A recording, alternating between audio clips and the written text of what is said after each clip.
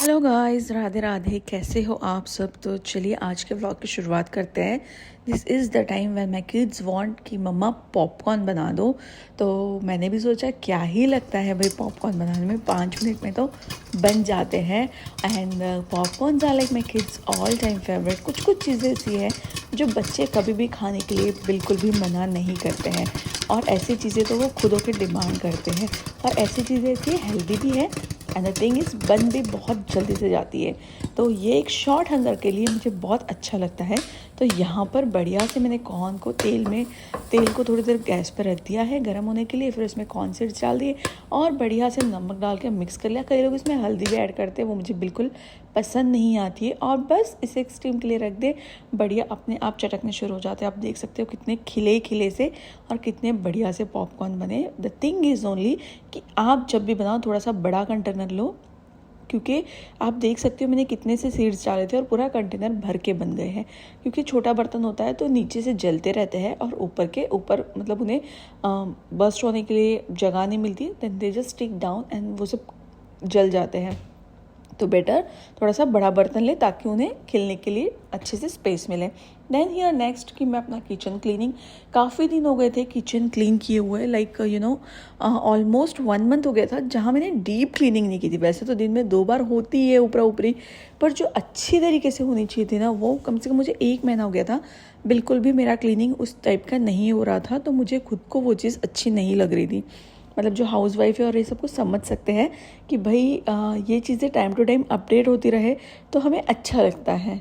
और नहीं हो तो फिर मतलब एक मोमेंट के बाद टाइम नहीं मिल रहा है और फिर इसकी चिड़चिड़ाहट हमें मतलब हमारे अंदर आने लगती है। तो बेटर मैंने सोचा चलो आज टाइम है, आज खाने में कुछ शॉर्टकट कर लेंगे, बट आज तो किचन क्लीन करना ही करना है। मतलब मेरे दिमाग में ऐसी बैठ गई चीज़। फिर मैंने फटाफट से मतलब एक बोल में बढ़िया से जो डिश वॉश लिक्विड होता है वो लिया, पूरी गैस को अच्छे से घस के निकाली, पूरा जो किचन स्लैब था वो बढ़िया से मटका वटका हटा के ये सब कुछ मैंने आज अच्छी तरीके से, जो वॉल वगैरह थी सब कुछ अच्छी तरीके से क्लीन किया, क्योंकि काफ़ी दिन हो गए थे। और मतलब यहाँ पे प्रॉब्लम ऐसा है कि एक तो छोटे छोटे तो घर है, छोटे छोटे किचन होते हैं, उन्हें भी मेंटेन नहीं रखो तो कैसे मतलब कैसे फील आता है। जैसे इंडिया में तो एकदम बम्पर की बम्पर किचन्स है और एकदम घर भी वैसे है, तो थोड़ा ऐसा लगता है कि नहीं भी स्पेशियस है। यहाँ पे इतनी ही चीज़ें आप देख सकते हो। मतलब दुबई में मेरे किचन का स्लैब सिर्फ ये इतना और जो साइड में है बस उतना सिंक है उधर, बाकी इतने से इसमें आपको सब कुछ मैनेज करना है। और यहाँ पे मेन हम लोग और कुछ करवा भी नहीं सकते। जैसे इंडिया हो तो हम लोग अलग से स्टोरेज बनवा ले, ये कर ले। अब यहाँ पे पैसे लगवा के करे ही क्या, मतलब इतना। तो ऐसे होता है भाई, जैसा है जो है चल रहा है चलने दो। और the second thing is rent भी मैटर करता है। इससे बड़े भी मिल जाते हैं बट रेंट भी मैटर करता है।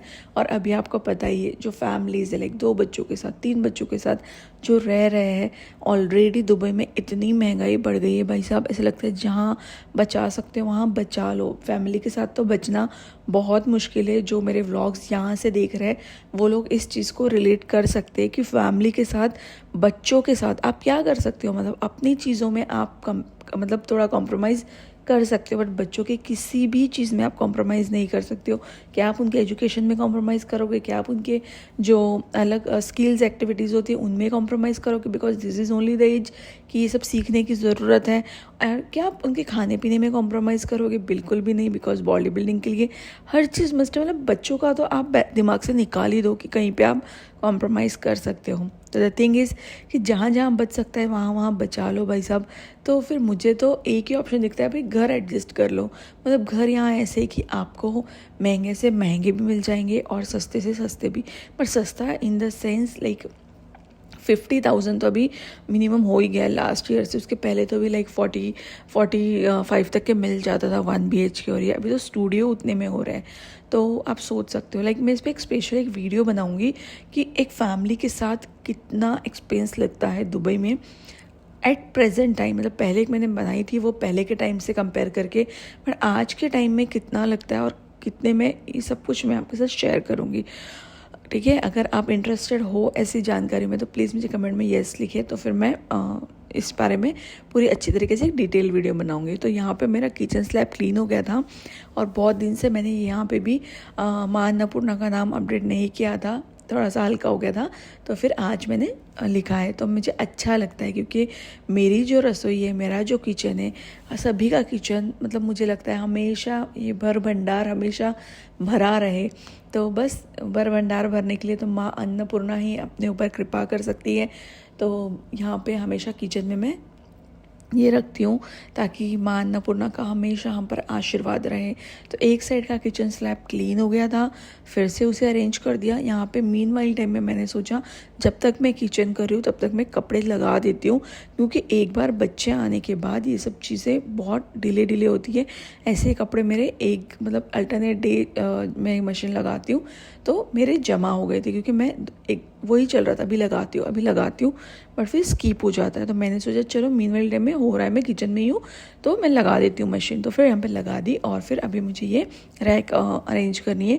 यहाँ पे बच्चे कई बार प्लेट्स लेते, कई बार ग्लास कटोरी, और हम भी कभी कभी गड़बड़ में इधर उधर रख देते हैं। तो मैंने सोचा ये प्लेट्स और ग्लासेस भी अच्छे से अरेंज किए जाएँ। और ये जो बर्तन है, मैं यहाँ पे कोई फैंसी कि भाई मैं वीडियो बनाती हूँ तो मुझे बहुत फैंसी दिखाना है, या मुझे बहुत से लोग ऐसे हैं जो मतलब मेरे जैसे लाइफ जीते हैं, जो ऑर्गेनिक है वही, मतलब आप कब तक के दिखावा करोगे, आप कब तक के क्या दिखाओगे। जो एक ऑर्गेनिक वे है, जो एक लाइक आपसे लोग कनेक्ट कर सके, रिलेट कर सके कि या इट्स नॉर्मल, टोटली नॉर्मल, कि ऐसे रहना भी इट्स ओके। तो जो प्लेट्स वगैरह का सेट है वो भी मेरे ऐसे ही है, मतलब कभी कुछ यहाँ पे नीड लगी ले लिया, कुछ तो ऐसी जो मैं फर्स्ट टाइम इंडिया से आई थी छोटी छोटी प्लेट्स लेकर, लाइक इट्स 8-9 ईयर्स अगो। कुछ छोटी छोटी प्लेट्स जब मैं इंडिया से फर्स्ट टाइम आई थी तब मैं लेकर आई थी, वो भी है। वो मैं बिल्कुल भी मुझे डालने का मन नहीं, और क्यों डाले भाई, हम लोग क्यों वेस्ट करें ना। और उन चीज़ों से एक इमोशंस कनेक्टेड है। तो यहाँ पे बढ़िया से मैं इस चीज़ को क्लीन कर रही थी और ये रिमूव हो जाता है, इसलिए मैंने इस जो शीट को रिमूव किया था और क्लीन करके फिर इसको फिर से रीअरेंज कर दिया। और फिर यहाँ पे अभी मैं बर्तन अपने फिर से बढ़िया से लगा दूँगी। ऊपर से क्लीन कर दिया, कुछ यहाँ पे हुक्स वगैरह रखे थे वो वेस्ट। और यहाँ पे नीचे अभी मेरे क्लीनर भैया आने वाले थे, आज मैंने लेट बुलाया था क्योंकि मेरे घर में मॉपिंग और इसके लिए क्लीनर भैया आते हैं झाड़ू पोछे के लिए। तो यहाँ पे मैं पूरा कचरा जमा कर रही थी, इसलिए मैंने नीचे यहाँ पे डाला। और बाकी फिर यहाँ पे अभी मैं सारे बर्तन फिर से रीअरेंज कर देती हूँ। और मॉपिंग और ये भी मैं इसलिए करवाती हूँ कि भाई मुझे एक्स्ट्रा टाइम के जो अपने काम करती हूँ मैं, उससे मुझे थोड़ा सा रिलैक्सेशन मिल जाए। तो इसी वजह से ये सब कुछ होता है मेरा। अदरवाइज़ मैं चाहूँ तो वो भी मैं कर सकती हूँ, बट फिर यही है कि मैं फिर इन सब चीज़ों में ही रह जाती हूँ। मेरे जो एक्स्ट्रा के अदर काम हैं ये मैं नहीं कर पाती हूँ। सो दैट्स द रीज़न कि मैं सिर्फ मॉपिंग और झाड़ू करवाती हूँ भैया से, बाकी तो सब मैं ही करती हूँ। फिर यहाँ पे सारे प्लेट्स वगैरह ये सब कुछ अरेंज कर दिया, जो जहाँ रखना था वो रख दिया, सारी कटोरियाँ ग्लास वगैरह ये सब अरेंज करके इस तरीके से जब जब मेरे मन में आता है मैं कभी किचन या कभी जो रूम, कभी वॉशरूम्स, कभी जो वार्डरोब्स होते हैं वो, कभी कोई ड्रॉवर्स, ऐसे मैं निकालती ही रहती हूँ। कभी मंदिर, इस तरीके से 1 बाय 1, क्योंकि एक साथ आप करना चाहो ना तो हालत की पूरी बैंड बज जाती है, specially back pain after caesarean. My both kids were like caesarean only. तो सीज़र के बाद जो बैक की वाट लगती है ना वो बहुत गंदी, लाइक आप 1 से 2 घंटे तक कंटिन्यूसली नॉन स्टॉप खड़े होके काम कर ही नहीं सकते हो, कंटिन्यूसली बैठ के कर ही नहीं सकते हो।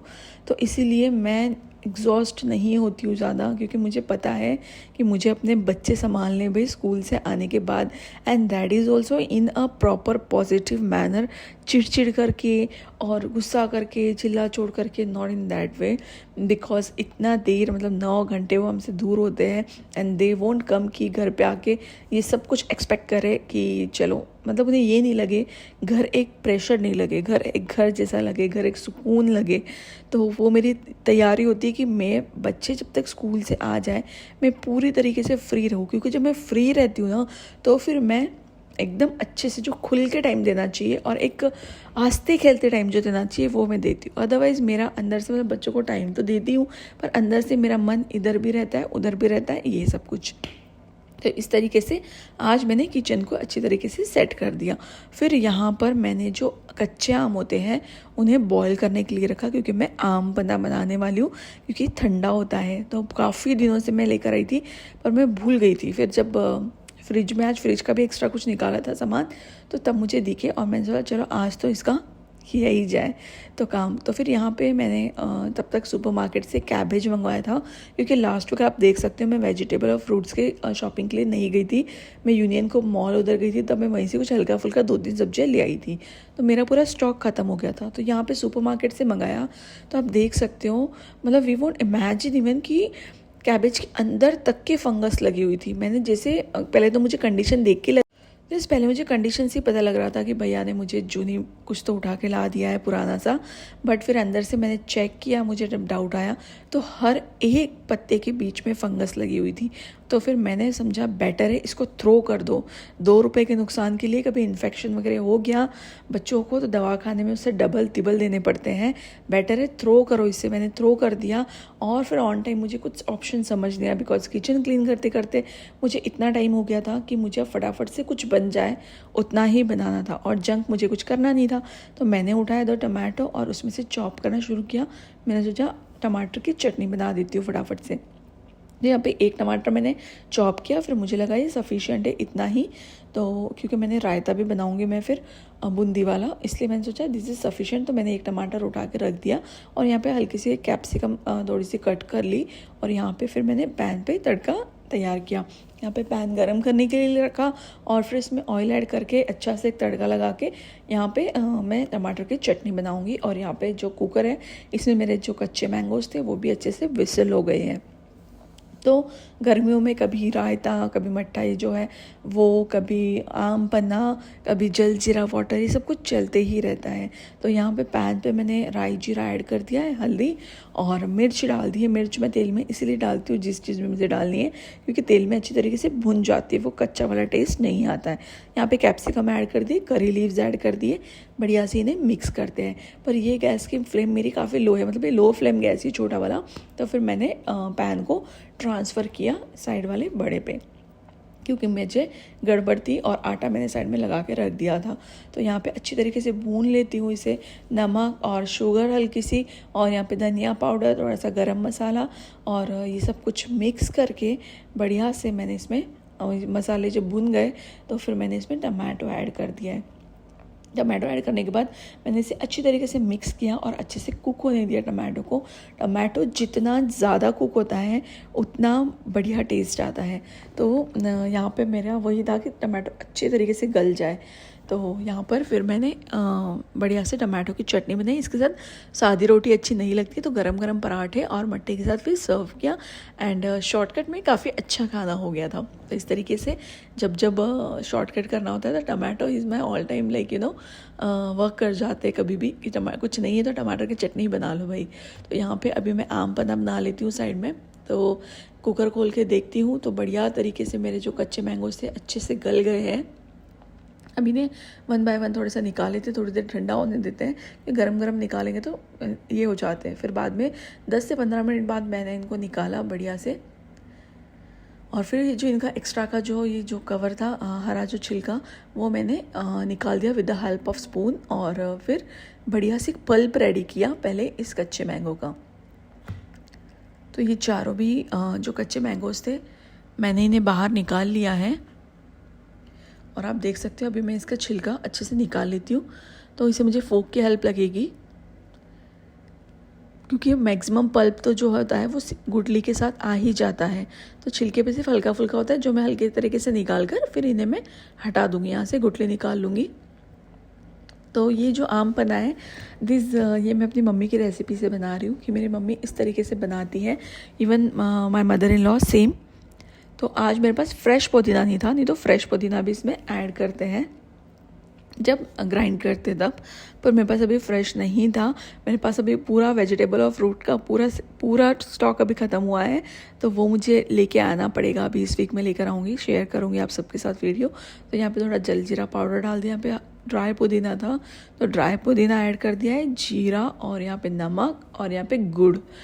तो बस गुड़ आप डालते हो तो इसका टेस्ट और ज़्यादा इन्हांस हो जाता है। और इसे मैं बढ़िया तरीके से जूसर में निकाल लेती हूँ। तो इस तरीके से आप इसको स्टोर भी करके रख सकते हो 2 4 8 दिन तक के। जो पल्प होता है वो जो जाड़ा जाड़ा पल्प होता है उसे, और जब भी आप पियो तो उसमें ठंडा पानी मिक्स करके बढ़िया से पियो, तो ये बहुत अच्छा लगता है। ब्लैक साल्ट भी ऐड करते हैं, ब्लैक साल्ट भी मेरे पास अभी था नहीं। तो इस तरीके से एक वीकेंड में अगर आप जाओ नहीं ना बाहर, क्योंकि यहाँ पे ऐसा है भाई कि हम लोग स्टोरेज में बहुत बड़े बड़े डिब्बे नहीं रखते, छोटे छोटे जार्स है, तो उसी हिसाब से लेके आते हैं। तो और वैसे भी 2 3 हफ्ते में ग्रोसरी का स्टॉक भरते हैं, और हर हफ्ते तो फ्रूट और वेजिटेबल का भरते ही है। तो इस तरीके से कभी कुछ चालू ही रहता है। तो यहाँ पे बढ़िया से इस पल्प को मैंने सारा जितना भी मसाला ऐड किया था बना लिया है, और फिर छलनी की मदद से मैंने छान लिया है इसे। तो ये सब एक्स्ट्रा काम जो है ना, ये सब मैं बच्चे जब स्कूल जाते तब करती हूँ। बच्चों के साथ ये सब काम मेरे होते ही नहीं है, पता नहीं क्यों, पर मेरे नहीं होते हैं। मैं मोस्टली बच्चे स्कूल जाते तभी ज़्यादा के काम सब करके रखती हूँ, ताकि वो जब भी आए तो मैं फ्री रहूँ। तो बस मेरी बनती कोशिश यही होती है। तो यहाँ पे अच्छी तरीके से मैंने इसे छान लिया है, ग्राइंडर में थोड़ा पानी डाल के जो भी उसे लगा हुआ था वो भी निकाल लिया, और अब मैं इस ग्लास जार में इसे भर के रख दूँगी। अब जब जब पीना है 8 10 दिन आराम से पल्प रहेगा। ये पल्प पूरा जाड़ा है। अब मैं इसमें बढ़िया से ठंडा ठंडा पानी ऐड कर देती हूँ, ये जितना भी था वो सब मिक्स करके बढ़िया अच्छी तरीके से अब आराम से पी सकते हैं। 2 4 दिन 8 दिन जितना डिपेंड करता है कि कितने पीते हैं उसके ऊपर। तो मेरे यहाँ पे तो आराम से चल जाएगा, क्योंकि जब ये इतना ठीक है कि इसमें और वाटर ऐड होगा जब हम लोग पियेंगे तब। तो इस तरीके से यहाँ पे मेरा ये आम पन्ना रेडी था, और ये सच में बहुत अच्छा लगता है, स्पेशली इवनिंग टाइम में जब आप वेले बैठे हो ना, तो जैसे सर्दी। So hey guys, after a long hectic day, it's time to pick Vani from school. It's almost 1 o'clock in the afternoon and it's Vani's disposal time. So we are going to pick her first and then later we'll continue our routine as it is. Let's go. फिर ये evening का time था, बैठे बैठे फिर मुझे सुकून नहीं पड़ा। मैंने सोचा ये जो छोटा सा है प्लांट, इस पे जो कुछ पत्ते पूरे तरीके से डेड हो चुके थे, तो यहाँ पे मैं इस प्लांट की अच्छी तरीके से कटिंग कर रही हूँ। इसकी टाइम टू टाइम जब कटिंग करते हैं तो ये ऊपर के ऊपर और खिलते रहता है। तो ये इंडोर प्लांट है, और ये हमेशा इसको पानी में ही रखना होता है, इसलिए मैंने नीचे बोल में यहाँ पे पानी रख के रखा है। तो इसको अच्छी तरीके से मैं ट्रिम कर लेती हूँ, ताकि जितने भी डेड लीव्स है वो निकल जाए, ताकि दिखने में भी अच्छा सा हरा भरा दिखे, और इसको और ग्रो होने के लिए स्पेस मिले बढ़िया से। तो इस तरीके से ये इवनिंग के काम होते हैं मेरे, जब मैं फ्री होती हूँ तब के। तो बस यही था मेरा आज का व्लॉग। कैसे लगा आप सबको प्लीज़ मुझे कमेंट करके बताइएगा, और नेक्स्ट टाइम मिलते हैं हम लोग अपने अगले व्लॉग में। तब तक के लिए आप सभी को राधे राधे। आप सभी अपना बहुत बहुत ध्यान रखिएगा, और अपनी प्रेयर्स में मुझे भी याद रखिएगा। तो मिलते हैं नेक्स्ट व्लॉग में। यहाँ पे वानी खेल रही है टीचर, ये सारे वानी के स्टूडेंट्स, और वानी मैडम यहाँ पर अपने बच्चों को पढ़ा रही है। तो बस बच्चों के यही खेल है बचपन के। तो इस तरीके से ये सारे दिन टाइम पास चलते रहता है। तो yes guys, see you, bye bye, take care.